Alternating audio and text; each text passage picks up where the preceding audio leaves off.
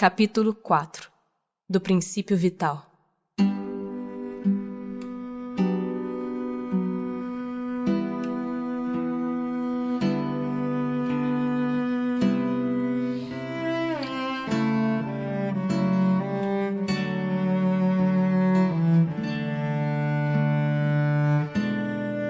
Seres orgânicos e inorgânicos. Os seres orgânicos são os que têm em si uma fonte de atividade íntima que lhes dá a vida.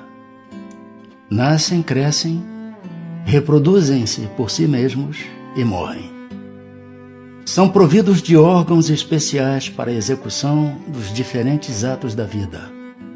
Órgãos esses apropriados às necessidades que a conservação própria lhes impõe. Nessa classe estão compreendidos os homens, os animais e as plantas.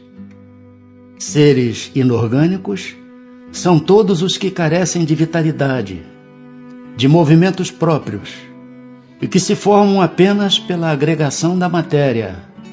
Tais são os minerais, a água, o ar, etc. É a mesma força que une os elementos da matéria nos corpos orgânicos e nos inorgânicos? Sim, a lei de atração é a mesma para todos. A diferença entre a matéria dos corpos orgânicos e a dos inorgânicos? A matéria é sempre a mesma, porém nos corpos orgânicos está animalizada. Qual a causa da animalização da matéria? Sua união com o princípio vital.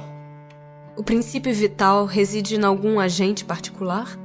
Ou é simplesmente uma propriedade da matéria organizada? Numa palavra, é efeito ou causa? Uma e outra coisa.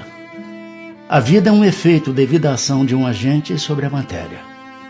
Esse agente sem a matéria não é a vida, do mesmo modo que a matéria não pode viver sem esse agente. Ele dá vida a todos os seres que o absorvem e assimilam. Vimos que o espírito e a matéria são dois elementos constitutivos do universo. O princípio vital será um terceiro? É, sem dúvida, um dos elementos necessários à constituição do universo, mas que também tem sua origem na matéria universal modificada. É para vós um elemento, como o oxigênio e o hidrogênio, que entretanto não são elementos primitivos, pois que tudo isso deriva de um só princípio.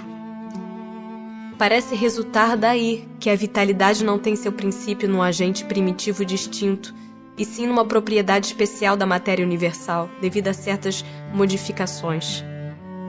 Isto é consequência do que dissemos. O princípio vital reside em algum dos corpos que conhecemos? Ele tem por fonte o fluido universal. É o que chamais fluido magnético ou fluido elétrico animalizado. É o intermediário, o elo existente entre o espírito e a matéria. O princípio vital é um só para todos os seres orgânicos? Sim, modificado segundo as espécies. É ele que lhes dá movimento e atividade, e os distingue da matéria inerte, porquanto o movimento da matéria não é a vida.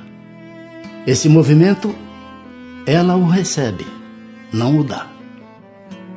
A vitalidade é atributo permanente do agente vital ou se desenvolve tão só pelo funcionamento dos órgãos?